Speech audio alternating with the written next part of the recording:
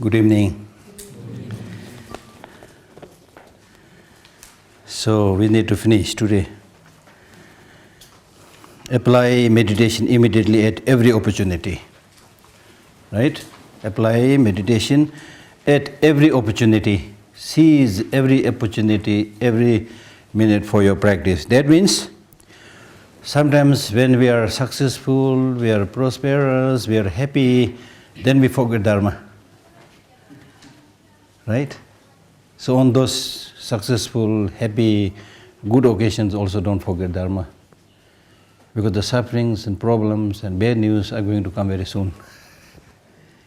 And then on other occasions when you are discouraged, unhappy, sad, broken relationship, failure in business, so many problems you encounter, on those occasions also don't forget this practice. With the realization that things will change. Today, bad news, tomorrow, good news. So when you get good news, don't get too excited because bad news is waiting. When you get bad news, don't get too discouraged because good news is waiting. You see, things can change. It's primarily up to you how much happiness you are able to get. It's not so much about what is happening outside, but it's primarily dependent upon how you perceive those things. The same situation, same event could be source of happiness for some, but could be source of suffering for others. Clearly showing that this is very much related to your mental outlook. So that is the meaning of saying that your happiness and your suffering is in your hand. That's the meaning.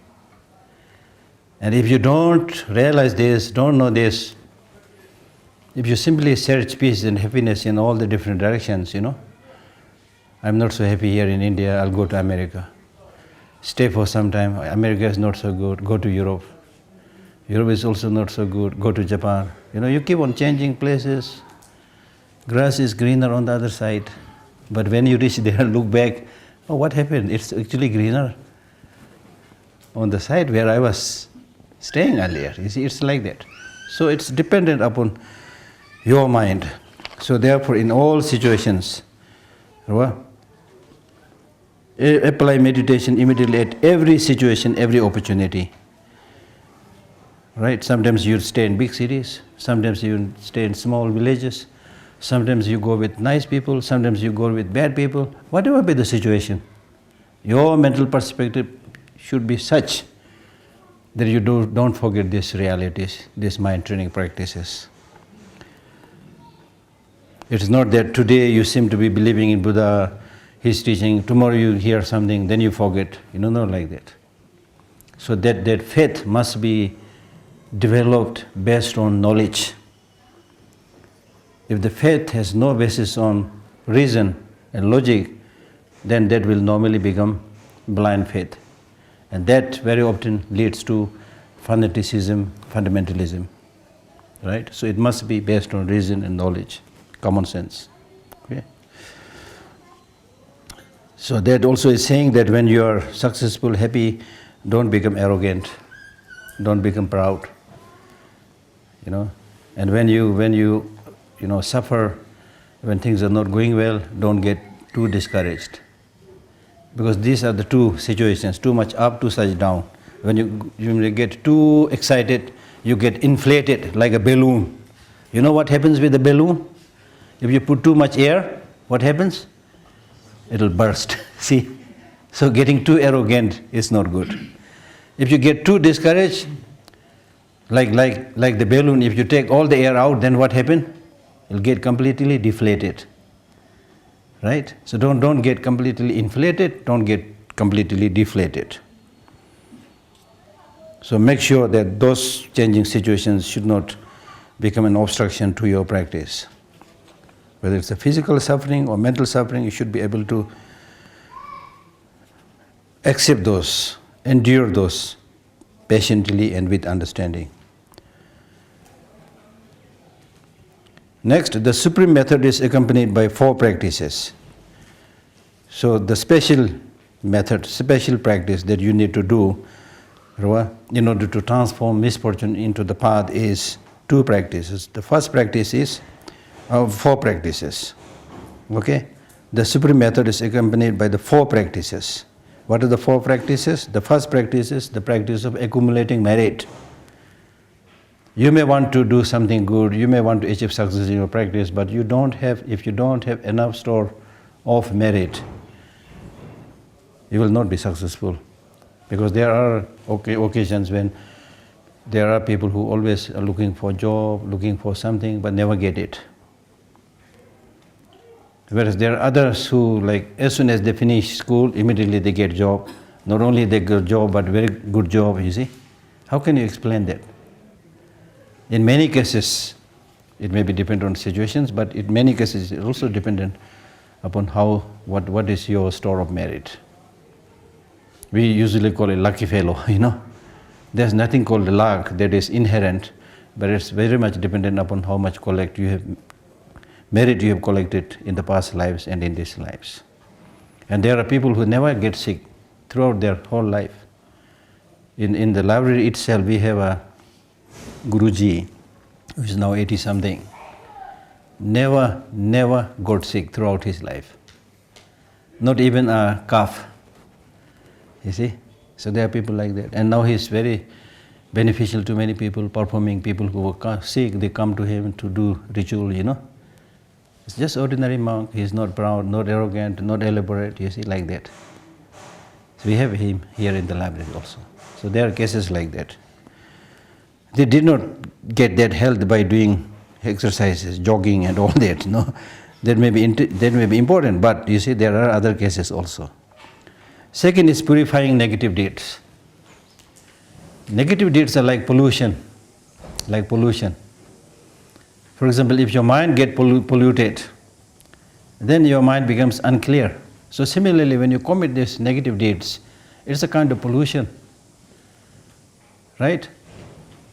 There are cases, very interesting stories. Like there are places, like for example, why people visit Bodh Gaya or other holy places. When they reach there, the place may not be so much modernized, but when they reach there, they feel the vibration, they feel something. This is because this is a place where enlightened being like Buddha, who has collected so much merit, had enlightened, you see. We can call it charged place, you see. In modern language, charged place. So you can feel the vibration. Similarly, there are other places. You know, when I was traveling with His Holiness, in certain places, His Holiness said, it's very funny, you know, here in this place, right in the morning when I try to do my usual meditation practice, it's not coming well. Mind is not very clear. And then we read the past history, we learn that this is a place where so much killing and murder has been done in the past. The same place, I don't want to name the place, but there are places like that. It's not only His Holiness, there was another Lama who visited that place, he had the same experience. So that is dependent upon how much merit you have collected or how much negative deeds you have done. Okay? For example, in our own case, you can think it for yourself. When you do something wrong, what is your mind? When you do something good, what is the state of your mind? You feel so happy. Physically, you feel light. Mentally, you feel pure and happy. When you do something wrong, even if it is not known by other people, you know, you feel something, you know, something bad. And your mind doesn't function then. Okay? So therefore, the second thing is it is important to purify the negative deeds. Third is making offerings to evil spirits. That means this is one of the mind training practice where we have discussed earlier that see all sentient beings as very kind to you. We already discussed this. So which includes the harmful spirits. There may be spirits who are harming you. So for them also, if you make some offering, usually Tibetans, they make some offering of, you know, smell, or food, things like that. You may not be able to see them, but there are spirits who are hungry and looking around, you see, and they will be able to enjoy it. So that way they will stop interfering or disturbing others. That's also possible. Okay. Then fourth is making offerings to Dharma protectors. Just as there are negative evil spirits, similarly there are positive spirits like Dharma protectors. There are many Dharma protectors who have taken a vow to help those who engage in good virtuous practices. They are there, we may not be able to see them. But if you do good, you don't have to even ask for them to help you. It's their duty, they have taken a commitment, they'll help you. Okay, the good Dharma protectors, not the controversial, like Shukdin spirit, which His Holiness is advising against its practice. His Holiness is advising against its practice because it's a malevolent force born out of wrong prayers, right? And then now the people who practice that also, they say, oh, if you make this offering, that offering to that spirit, then it will help you, you will become rich. They're saying all these worldly, mundane things, right? If you don't do that, this spirit will harm you, which is not a good sign. If it's a Dharma protector if you bribe, is helping you, don't give the bribe, not helping you, then you can see it's like an ordinary person, you see. Then also, like those who follow it, they pay so much attention to the spirit that as if this is even bigger than the Buddha. He will do everything for you. So that is wrong. That is against the spirit of the actual spirit of the Buddha's teaching. Because the Buddha's teaching says oneself is responsible for everything. Yes, you can seek the support of Buddha, you can seek the support of some Dharma protectors, but at the end of the day, there's a limit that they can do. It is primarily dependent upon how you have lived your life, what kind of practice you have done.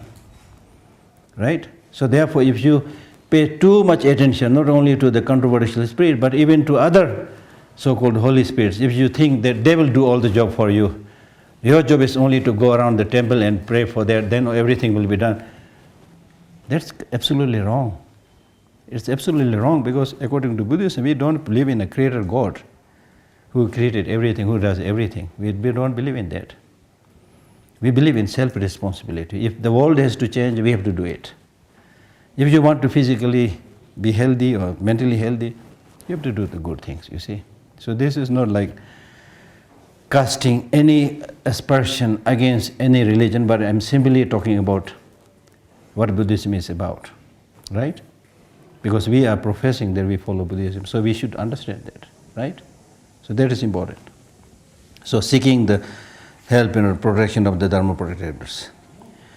Then how can you, the fourth of the 7th point is the integrated practice of a single lifetime. So now you want to do practice. How should I do the practice in one lifetime?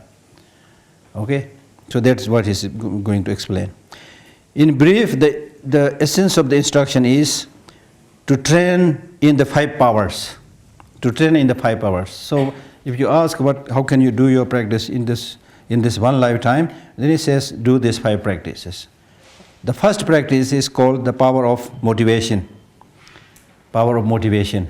Out of the 5 powers, the first is power of motivation, where you should cultivate a motivation that I will do such and such practice until I become a Buddha, or at least until I die in this life, I will continuously do this practice. You need to make that kind of motivation.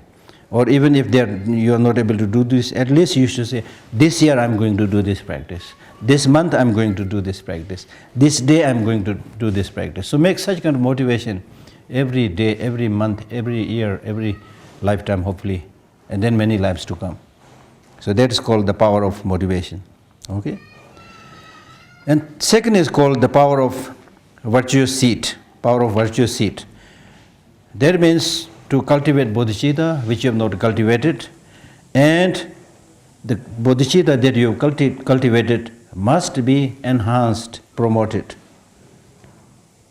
Okay? So with this understanding, you should collect all the virtuous seeds that comes from your observance of morality, that comes through your collection of merit, wisdom, and so forth. That is the virtue seed. The third power is called power of refuting the negative deeds, power of eliminating the negative deeds. As we have already discussed earlier, that we have host of negative emotions induced by self-grasping and self-cherishing attitude. So by seeing clearly the faults of these negative emotions, you should make an attempt to renounce them, to abolish them. Right? The fourth is called the power of prayer.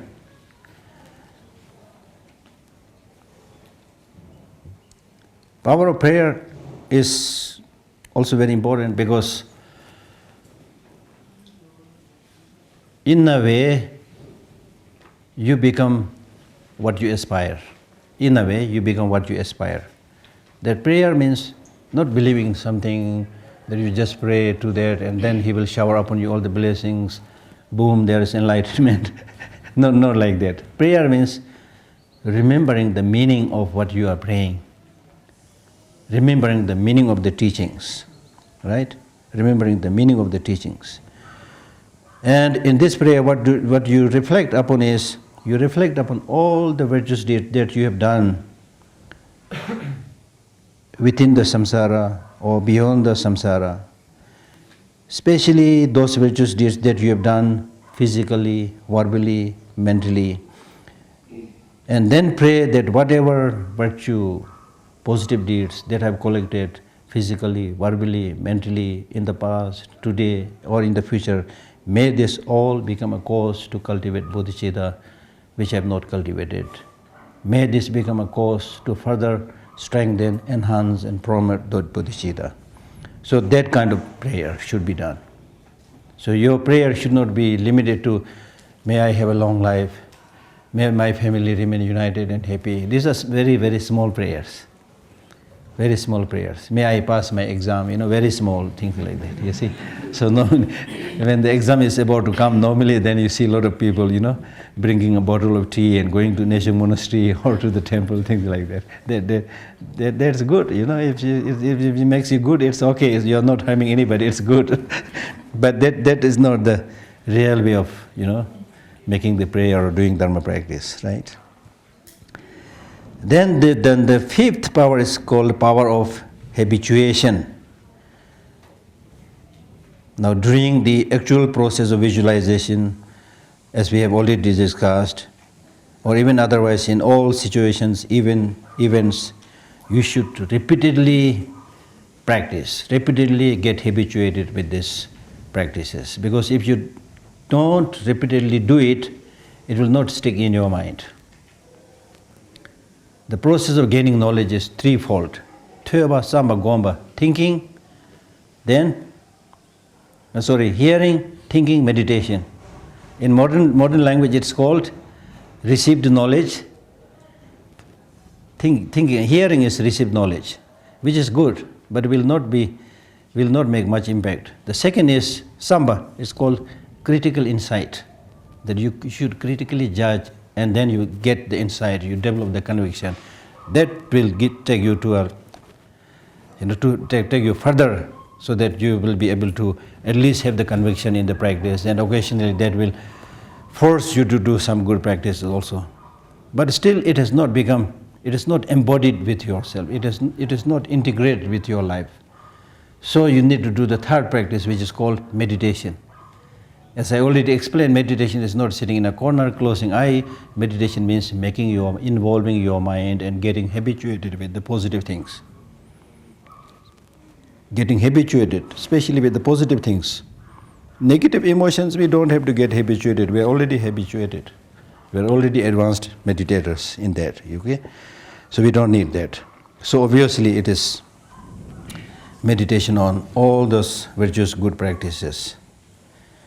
And in this context, one very good thing that Chekawa himself has said is that this mind, which is with fault, also has a big quality. And that big quality is that if you teach the mind, it will learn.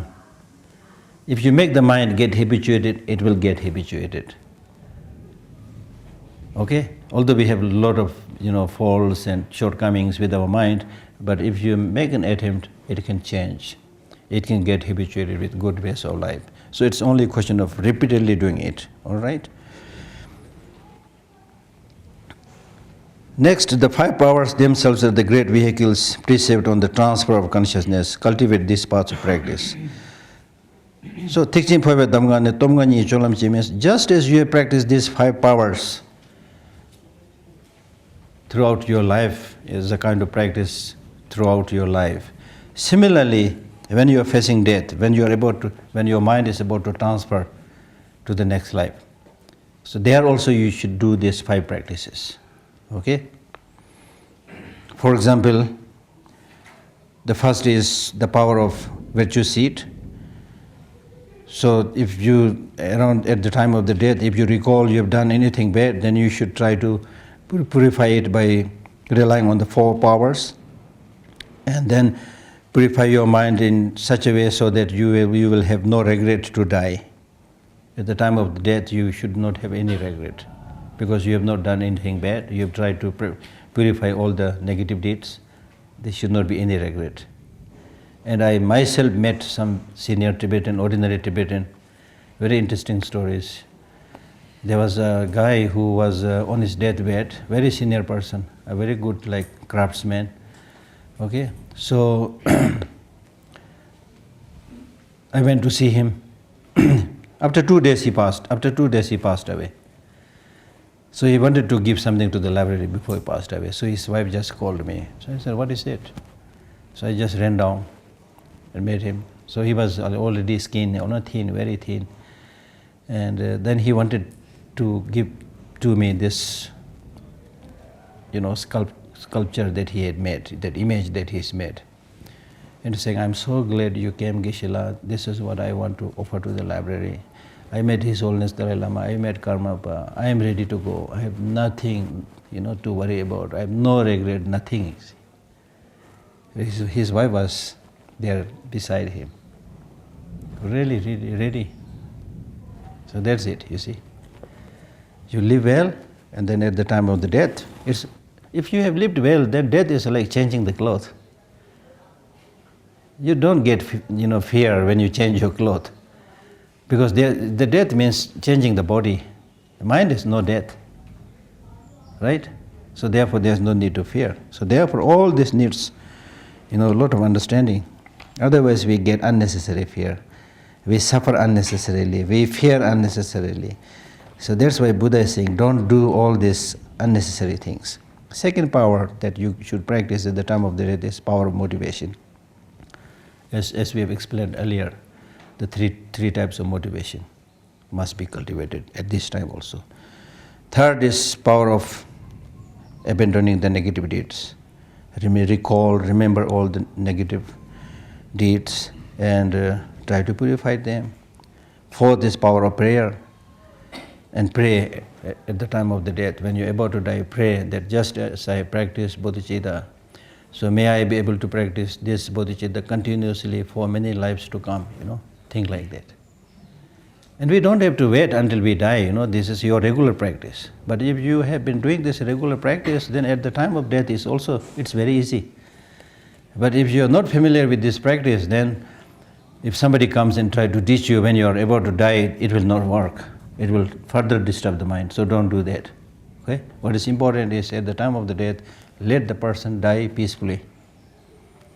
It's not the time to give a long sermon at that time. So what is important is that right from the beginning, you should be familiar with all these practices. So at the time of the death, it comes normally, automatically. Okay? And then the fifth is power of habituation. That means now, since you are about to die, so you should observe the proper physical posture, saying that you should have your head towards north and sleep on the right side of your body, and use this hand to support your right cheek, and then the left, I think this is a ring finger, probably ring finger of the left hand should block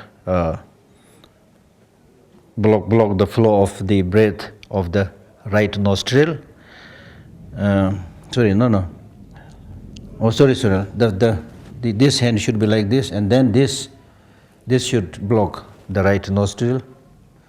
And then the left hand should be placed on the right thigh. And then from the left nostril, you should let the breath go in and come out while doing the giving and receiving practice, giving of loving kindness, receiving of compassion. And in that process, let your mind transfer to the next life.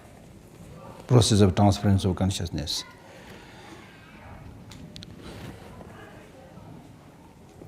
Next, fifth point is the measure of having trained the mind. The measure of having trained the mind is, if trained the mind is integrate all the teachings into one thought. That means Buddha has given like so many teachings. Even in the Tibetan tradition, we have 108 volumes of the Buddha's word. So the thought of all these teachings finally boils down to one. What is it? It basically comes to one. That is to destroy the self-grasping. Two enemies, remember? Two enemies, self-cherishing attitude and self-grasping. So the teaching of all the Holy Scriptures, teaching of all the Buddhas, they basically boil down to destroying the self-grasping, the main enemy. There's the meaning. Integrate all the teachings into one thought. Primary importance should be given to the two witnesses. Now, two witnesses. Okay? As a result of your mind training, practice of the mind training, or your Dharma practice, if you are able to have people saying that since Geshe started practicing the mind training, we can see him that he is a little bit more nicer, a little bit more tamed. That's one witness from outside. That's also good because people are able to see that you are changing, you are transforming. That is also good. That is one witness. So that is also reliable and it's good. But that is not the main. The main thing is whether other people say anything good to you or not, whether other people are watching you or not, witnessing you or not, but you should, wherever you are, live in such a way that you feel happy. Yes, I didn't do anything. I did not practice any duplicity, saying one thing, doing another thing, saying something nice in front of people, doing something behind, hypocrisy. I didn't do this. If you are able to be satisfied with this personal witness and your conscience can rest in peace, then that is the main witness. So there's the meaning. Primary importance should be given to the two witnesses. So out of the two witnesses, the primary one is the self, oneself witnessing what one is doing. Constantly cultivate only a peaceful mind. As I've already explained to you, that whatever may come in my life, I will never make my mind unhappy. Constantly cultivate only a peaceful mind. As the result of your meditating on such spiritual practice, like mind training practice, is that whether you are experiencing suffering or you are experiencing some name and fame or misfortunes, whatever is there, you should not give up this practice of giving and receiving, loving other sentient beings, having compassion towards them, and with that you should be satisfied. With that you should be satisfied. As I already explained to you, that happiness is the internal state of mind. If you mind your own business and have trust in what you are doing and be happy with that, then you will be, as we say, one piece, you will be really happy. Okay? So there's the meaning. So make sure that you are not tossed around by changing situations and events. The measure of trained mind is that it has turned away.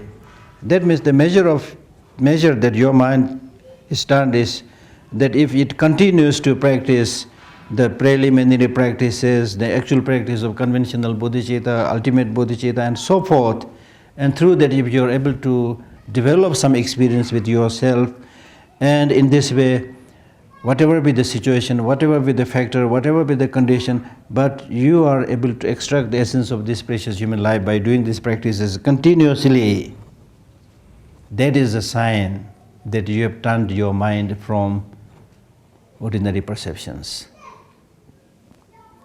ordinary ways of thinking, that you are able to focus on the practice. So that is the measure. The measure of trained mind is that it has turned away from the usual ordinary thinking, from that, and then now it is focusing on the given practice. There are 5 great marks of a trained mind. If your mind is trained, then there are 5 great marks that you can see. So you can see whether you are trained or not. The first great mark is that you are able to see the cultivation of bodhicitta as the essence of all the holy scriptures, and therefore with this understanding in all situations, events, you will continue to practice that bodhicitta. So you are going to become a person with a great mind of bodhicitta. That's the first great mark.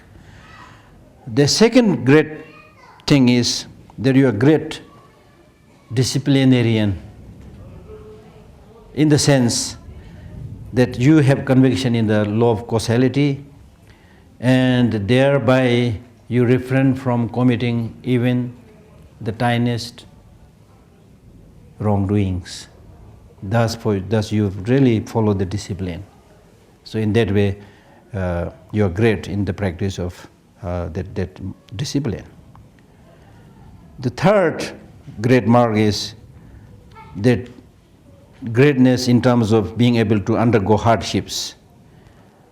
When it comes to eliminating the negative emotions, you have to make some effort, because these negative emotions are not going to go away from you easily just by saying go away. It will not go. These negative emotions are very strongly entrenched within yourself. So to uproot these negative emotions, in which we are habituated not in one life but countless lives, okay? It's really almost, for ordinary person, it's really looking like, doing away with one's nature and adopting a second kind of nature, you see. And in fact, one of the modern terms that is being used is make it your second nature. That means compassion may not be there in your nature. You have the potential, but it is not there in your nature. Loving kindness may not be there in your nature. So you need to make effort, okay, through hearing, thinking, and meditation. Then gradually it becomes part of your nature, which is then termed as your second nature. Your second nature. So make this effort to get rid of all these afflictive emotions within yourself, and while doing that, you have to undergo certain hardships. And if you are able to undergo those hardships, then you are great in terms of removing these negative emotions. You are great in terms of being able to undergo the hardship. So you are great in terms of undergoing the hardship. Then the fourth is called great trainer in virtuous practices.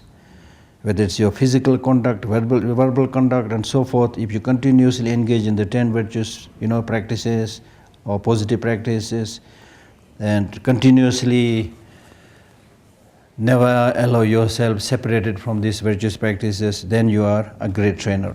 There's the fourth great mark. The fifth great mark is the greatness in terms of having the needed endowment, achievement. That means you meditate and cultivate bodhicitta with all its branch practices, and you continuously make your mind habituated with this yoga of making your mind habituated with bodhicitta practices. So in this way you are a great yogi. Okay, great yogi. The trained mind retains control even when distracted. Another sign that your mind is trained is that just like riding a bicycle or riding a horse, wild horse. Okay, in the beginning, when you are not so trained, then as and when you get distracted, I have that experience. When I was younger, I tried to ride a bicycle, So in the beginning, as and when you get, distracted a little bit, you fall. But gradually, when you learn it, you just keep on talking, and still the bike is going, Driving car, riding a bicycle, or riding a horse, you see. Once you are trained, even when you are distracted, you are able to do your practice. So if you are able to do this, then this is the sign that you are able to control even when distracted. It looks distracted, but your mind is not actually distracted. The sixth point is the commitment of mind training. Commitment of mind training. So there are many commitments. Now these commitments we need to, of course, practice as much as possible. Always train in the three great points. Always train in the three great points. The first great point is that your mind training should be such that it does not contradict your commitments. Meaning that if you say that, oh, I'm somebody special, undertaking mind training practice, so these small things doesn't matter. Saying that if you ignore some of the practices, saying that if you have mind training practice, you don't need anything else. Saying that if you ignore many of other practices, then that is actually violating your commitment. So that should not be there. The next is, that's the meaning. Don't go against the mind training you promise to observe. Second, don't be reckless in your practice. Reckless in your practice means if you say that, I'm somebody special who is doing this mind training practice, so therefore it doesn't really matter if I pollute the water or cut the tree, whatever I can do, no, the nagas will not harm me, this spirit, that spirit, none of these spirits will be able to harm me. So in this way you randomly cut the tree, pollute the water and so forth, then that is a reckless practice. That's also against the mind training practice. Third is, don't be partial. Although in your mind training practice you said, may I achieve enlightenment for the sake of all sentient beings, but in your actual life, you have this special favor, towards your relatives and friends, and then strong disliking towards, those people who you don't like, your enemies and so forth, and you remain neutral with the third category of sentient beings, then that is partial. So don't be partial. Don't be partial. Transform your attitude but maintain your natural behavior. That means by saying that, I am very special, I am doing, mind training practice, and then for a few days, you change your clothes, you change your behavior, even the style of walking. I've seen this with some people, you see. There are many people who, if they say if they're doing Zen, practice, then all the furniture should be like Japanese. If you're doing a Tibetan practice, then you should, change the color of clothes a little bit, or probably hairstyle a little bit like Ngakpa or whatever, all these funny things you can do. So he is saying that transform your attitude, but maintain your natural behavior. That means you remain as you are. In terms of external outlook, what is important is you change your attitude. If you don't change your attitude, then change the external, costume or cloth. It will also look very funny. Okay? And then people will also gradually lose respect in the teaching, because since this person started practicing, mind training, we don't see any change in his actual thinking. But look, he is wearing all these funny clothes, It doesn't look nice. So don't do that. Transform your attitude, but maintain your natural behavior. In fact, according to the Buddhist practice, you should not show off your realization, even if you have some. That's why, like saying that I have clairvoyance, I have precognition, I know the past life, I know the future life, I can read your mind. Those things are forbidden in Buddhism, even if you're somebody. And first of all, there are not many who can do these things, honestly speaking. But then even if you have that knowledge, you're not supposed to proclaim it. So maintain it, that your knowledge should be like a butter lamp that's burning in the deep side of a pot. But you're able to see a little bit of light, but otherwise it's hidden, you see, like that, right? And then the next one is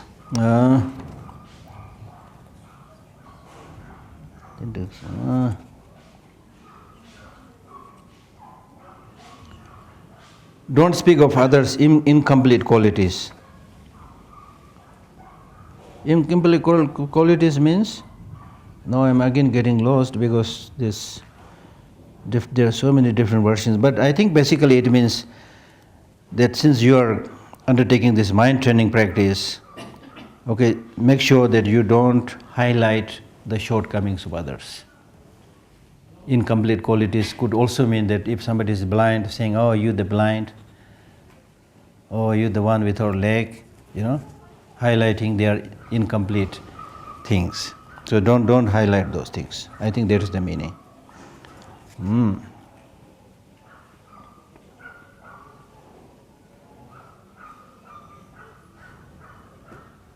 So that basically means whether it's the fault of a human being, fault of non-human being, don't try to highlight the faults of others. So according to the Buddhist teaching, highlight your own fault and highlight the good qualities of others. Contrarily, normally what we do is, we talk about oneself, highlight one's own quality. I did this, I did that, but highlight the bad qualities of others. That's not good. That's not good. There's nobody who has no fault. So don't keep on highlighting the faults of others. This brings disharmony, this brings fight, this brings hatred, this brings disliking. Okay? Talk about good things. Encourage others. Encourage others. Everybody makes a mistake, but don't highlight it. If you want to say it nicely by saying that I know you are a very good person, but you made a mistake, so no problem, you can change it. Say things like that.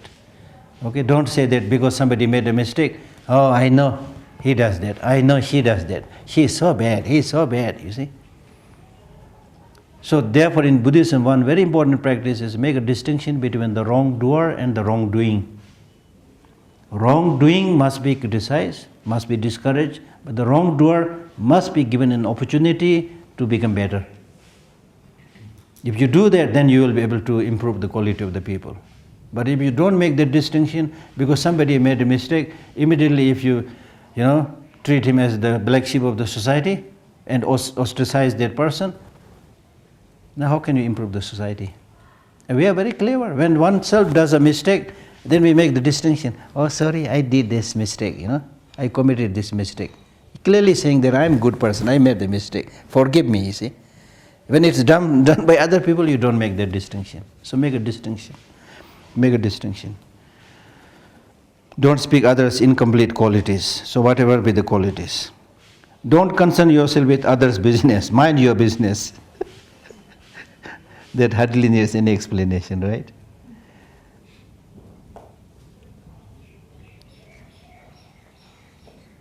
So that basically means don't concern yourself with others' business means if you had a disagreement, fight with somebody, then if you say that because I have been doing the mind training practice, so therefore I was just able to tolerate it.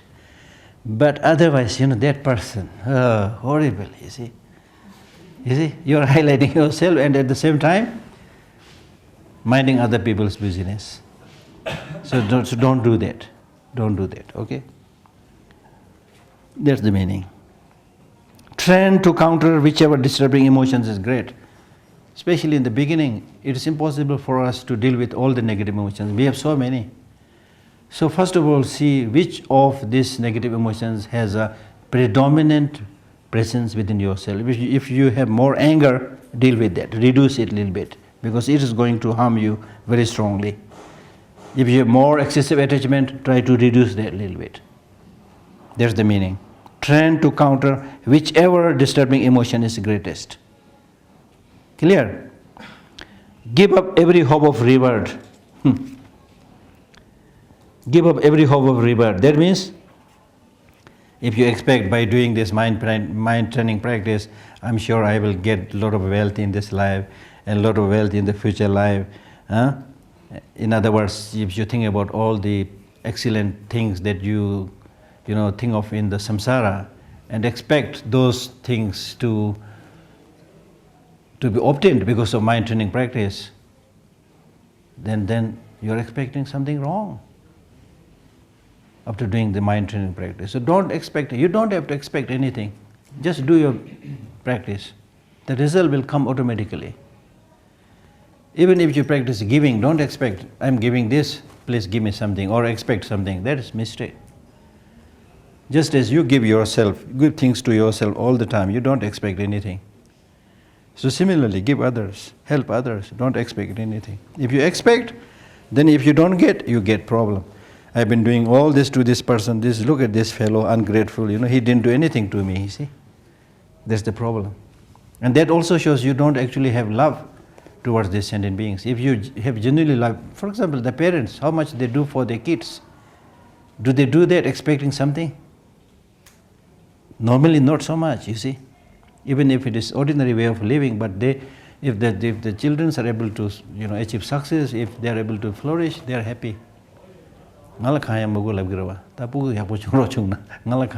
don't need anything.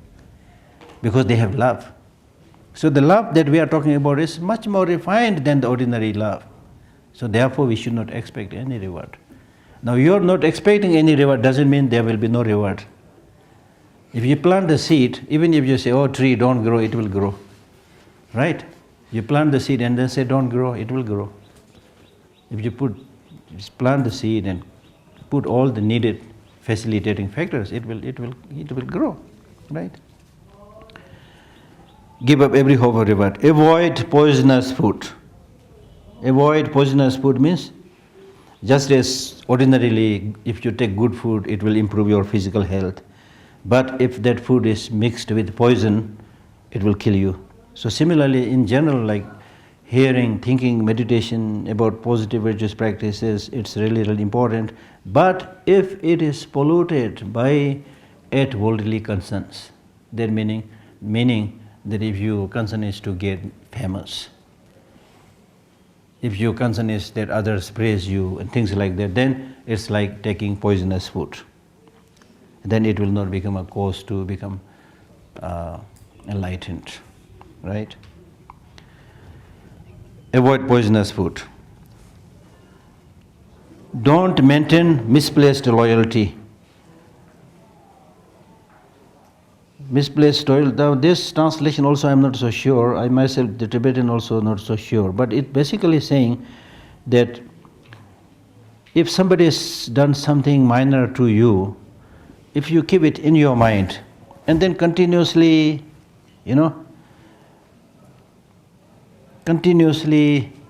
think about it, that at such and such particular time this person did this bad thing, negative thing to me, okay, then that is misplaced loyalty. So the translation, I am not so happy with this one.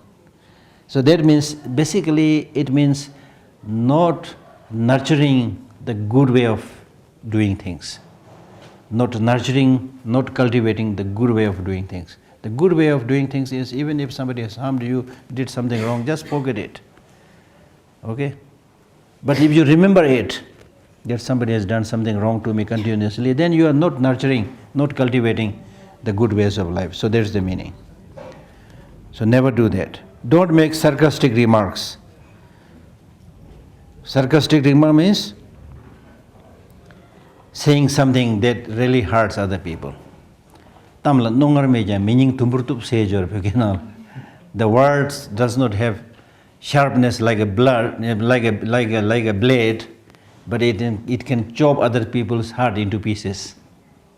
The words, the speech that we use is not sharp like a blade, but it can chop other people's heart into pieces. It's a Tibetan saying. There's an English saying which says, a tongue which is like 7 or 6 inches tall, 6 inches long, can fell a person 7 feet tall. That means you can hurt that person just by using that harsh speech. Therefore, your speech should be, if possible, like honey, or it should be like flower. It should not be like the filth,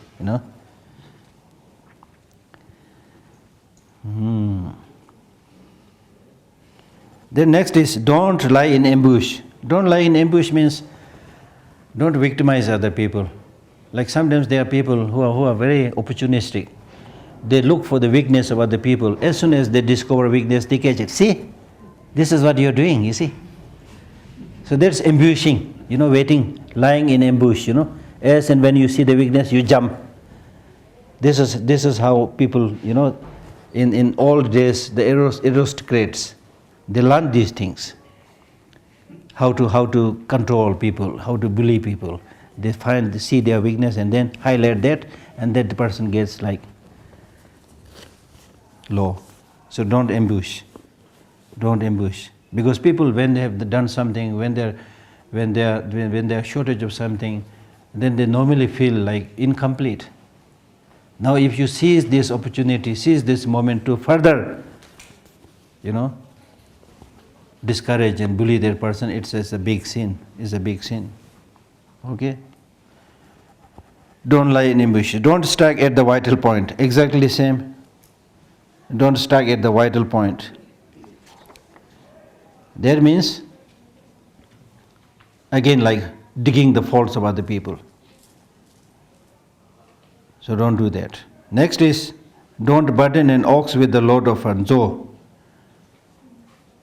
That means the zo is supposed to be very strong. So the load that the zo can carry cannot be carried by an ox. So similarly, if you have a little bit bigger power, then if you let others do those things which they are not capable of doing, that's again a big mistake, big sin. Because let others do only those things which they can do. Otherwise, these people will, you just give the order, do this, that person will be suffering much. Okay? So don't bully, don't bully, don't exploit. Don't abuse the practice. Don't abuse the practice means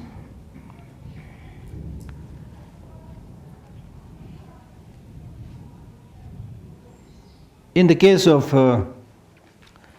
process of propitiating ordinary worldly deities or gods, it is said that if you propitiate them properly, they might help you, support you. But if you wrongly propitiate them, they might even take your life. I already given you the example. So there are some worldly gods, they do that. If you don't appease them, propitiate them properly, they get angry and they can even take your life. So that is called the god becoming devil. God becoming devil. So similarly, don't abuse the practice means, if you forget the purpose of this practice and misuse it, wrongly practice it, then all your hearing, thinking and meditation, instead of becoming a cause for eliminating the self-grasping, it will nourish the self-grasping. It will strengthen the self-grasping. That's why we do see people who call themselves Dharma practitioners. Probably I may be included there, you see, who have a lot of knowledge, bookish knowledge, because they study like 14, 15, 16 years in a monastery.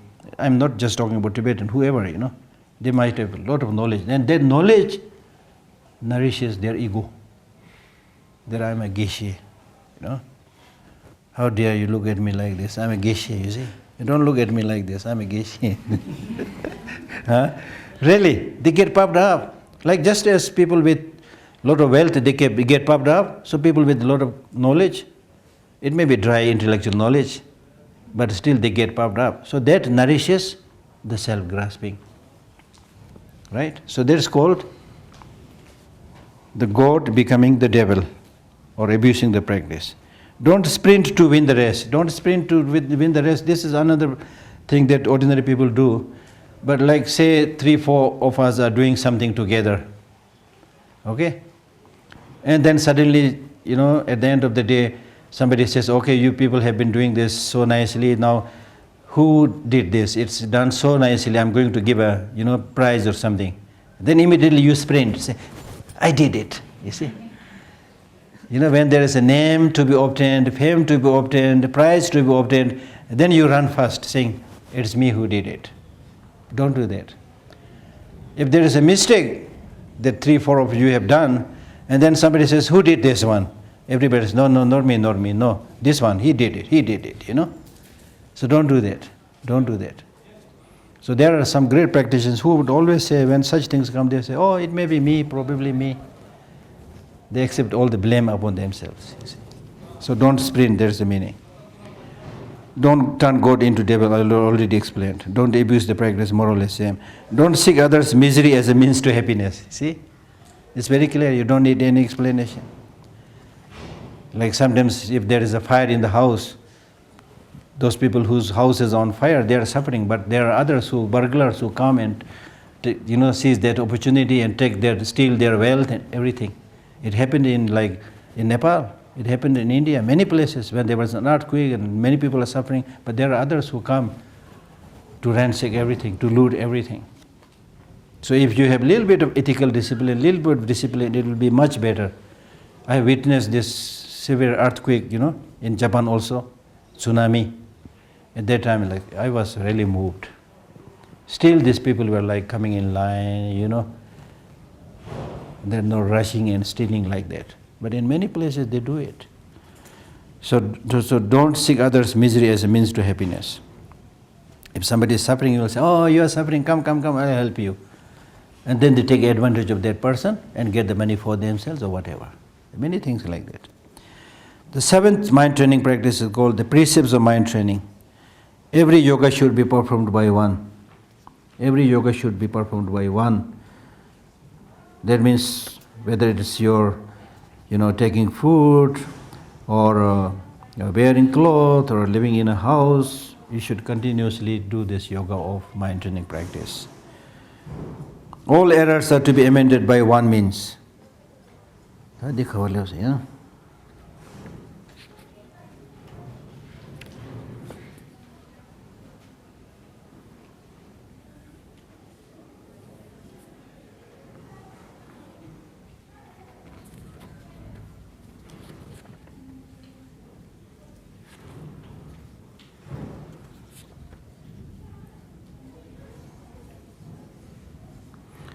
All errors are amended by one means. Probably, I don't know, I'm not finding the commentary, but probably the same practice. All errors are to be amended by one means. That is the practice of the mind training in general, especially the practice of cultivation of bodhicitta. There are two activities at beginning and end. There are two activities at the beginning and end. That means until you live, you should cultivate this motivation to do the practice, and then at the conclusion, you should rejoice what you have done. Whichever occurs, be patient with both. That means whichever occurs, be patient with both. That means whatever befalls on your body, both means on your body and on your mind, be patient. Meaning, be patient, don't lose your patience, and continue to do your practice of transforming misfortune into the path. Whichever occurs, whichever means physical suffering, mental suffering, whatever occurs, be patient. Guard both at the cost of your life.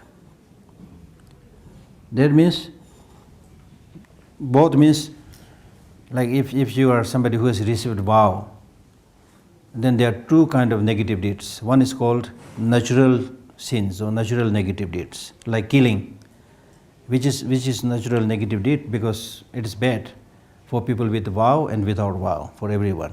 So that is one. Another is, there are vows which if you violate, only those people who have received vows, for them it will be treated as a wrongdoing, but not those people who have not received the vow. Okay? So when you receive vow, there is a plus and also minus.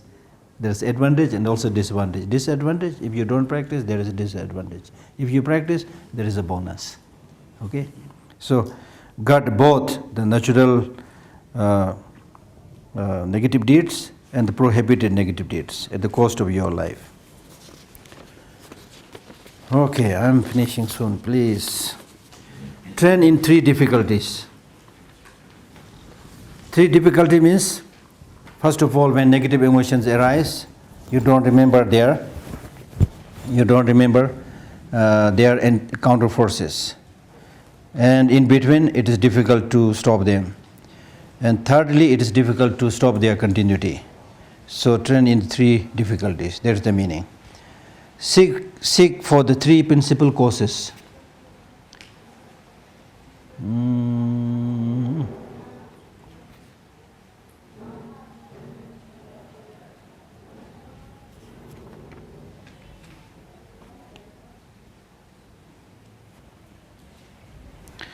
Seek for the 3 principal causes.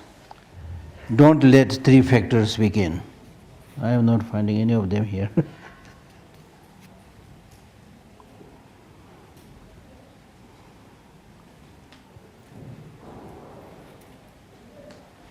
Train in the 3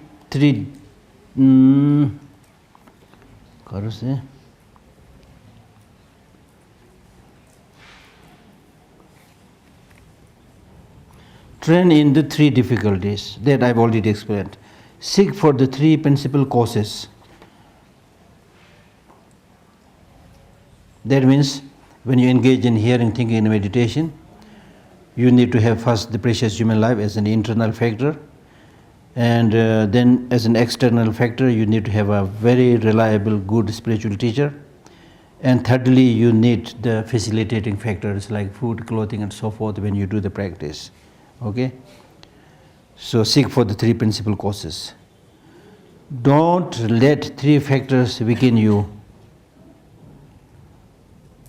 That means your faith to the Lama should not be lost.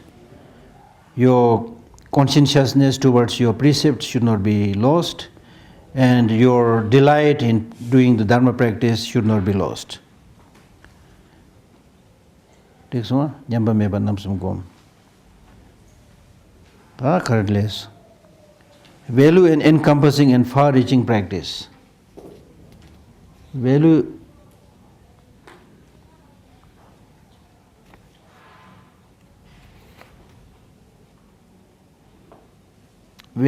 and encompassing and far-reaching practice. That means when you engage in the practice of bodhicitta, it should not be practiced partially. It should pervade to all sentient beings without partiality. Okay? And it should be wholehearted. That is the meaning. Value and encompassing, far-reaching practice.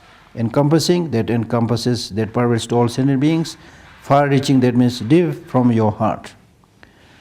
Train consistently to deal with difficult situations. That basically we have explained earlier when we were talking about the process of transforming misfortune into the path. Train consistently to deal with difficult situations. Don't rely on other conditions. That also basically we have discussed earlier. Because your mind training practice should not be dependent on changing situations, events. I've already explained that more or less. Engage in the principal practices right now. That means today, fortunately, we have the external and internal facilitating factors at our disposal and found this precious life.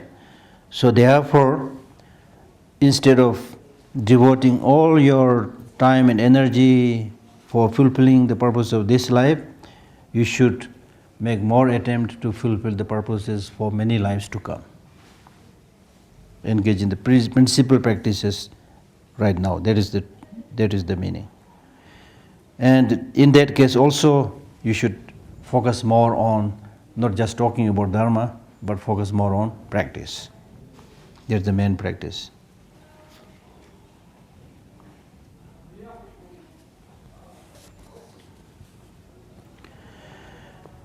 Don't apply a wrong understanding. What? Don't apply a wrong understanding.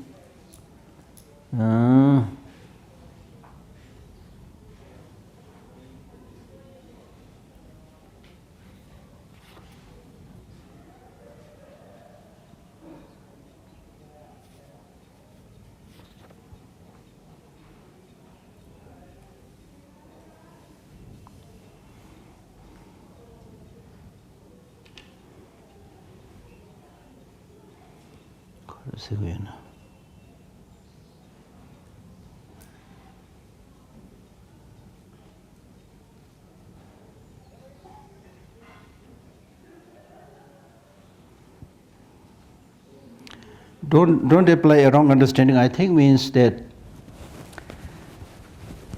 sentient beings to whom we should cultivate compassion are those who engage in wrongdoings, who engage in committing negative deeds and so forth.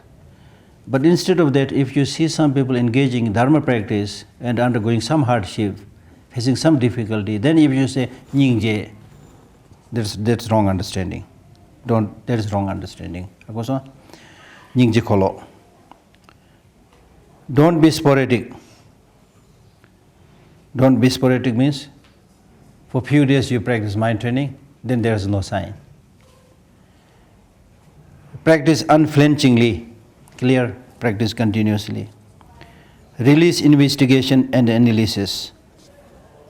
Release investigation and analysis.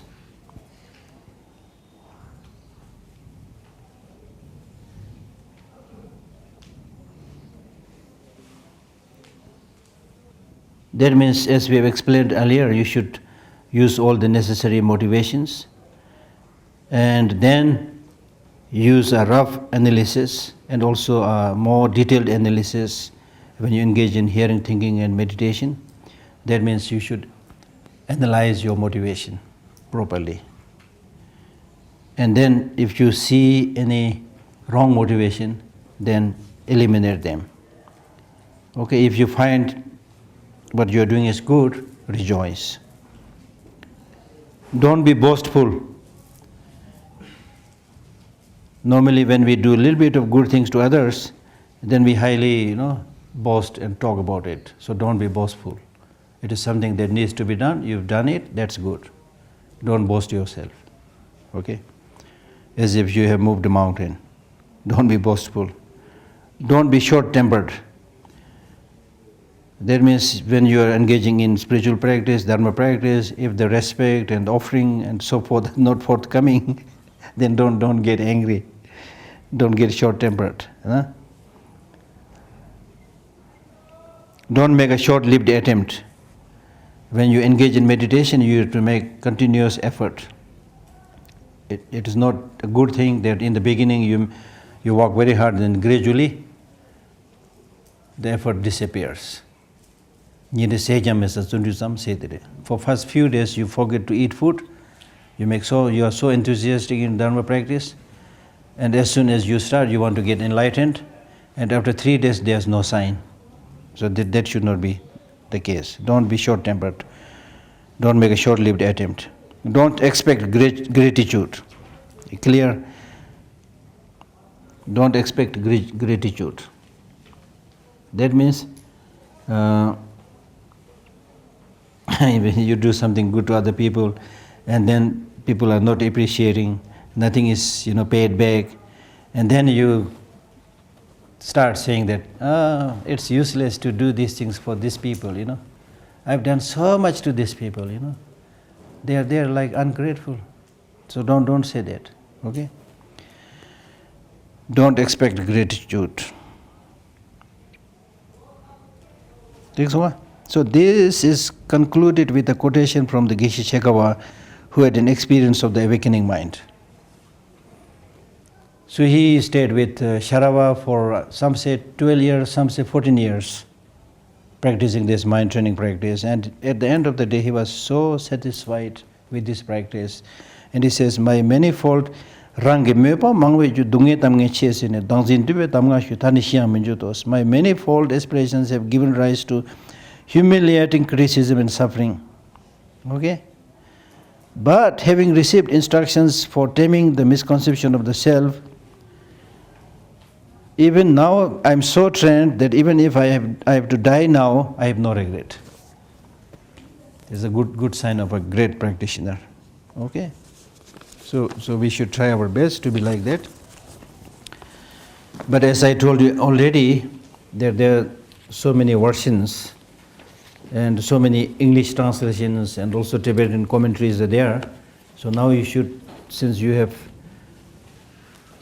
taken the time to come for this 5 days, and we have already read in the commitment,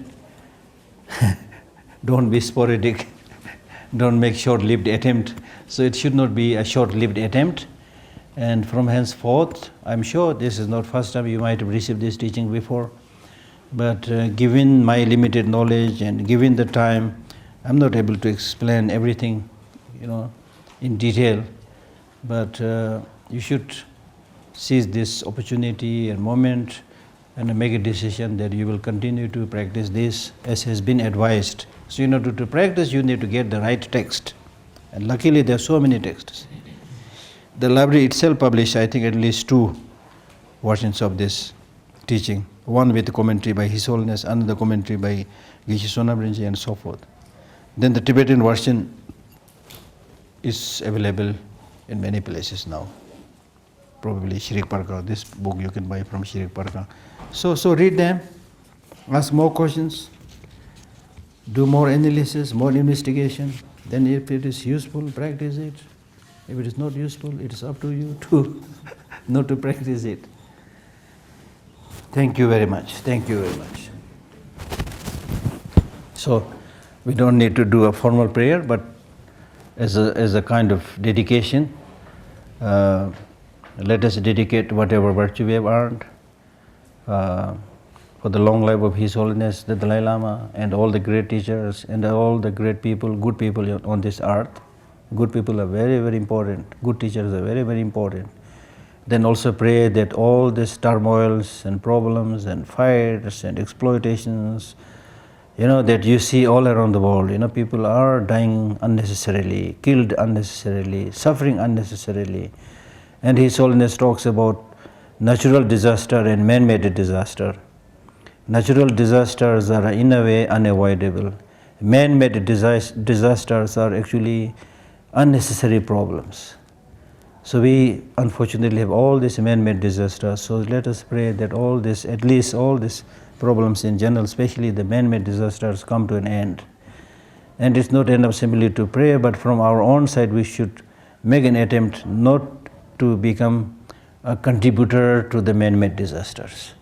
As much as possible, say something good, do something good that will make others happy. And His Holiness always says that in your life, if you are able to make at least 10, 20 people happy in this life, then your journey on this earth is successful. Then your meaning of your life is successful. If you are unable to do that, then whatever achievement you have in many other fields, it's not sure how successful you are. Okay? So at the end of the day, to make a long story short, not to harm others and help others as much as we can. We are not perfect. Sometimes we get angry, sometimes we get upset. All these things were there. But if you make it almost like a national highway, sometimes you get digressed here and there, sidetracked a little bit here, but you come back. That I have to do this mind training practice. I have to be good. If you constantly do it, then you will see as you grow older and experience more of life, you will see, yes, this is necessary. This has helped me. And I know many people, whose husband died, wife died, and who were like in great harmony. And I know some of them who came to me and said, Geshe, when my husband passed away, I was completely like broken, shattered. The only thing that helped me was His Holiness's teaching, or Buddha's teaching, you see. At the end of the day, as I said, the happiness has to come from within oneself. Meaning, through understanding, not just faith. Okay? So therefore, at least in the Tibetan tradition, there is so much encouragement to study and understand things for yourself, and then relate to yourself by using common sense, by using logic, reason. And then if you think this is really good, practice it. Okay? So, thank you. Thank you very much.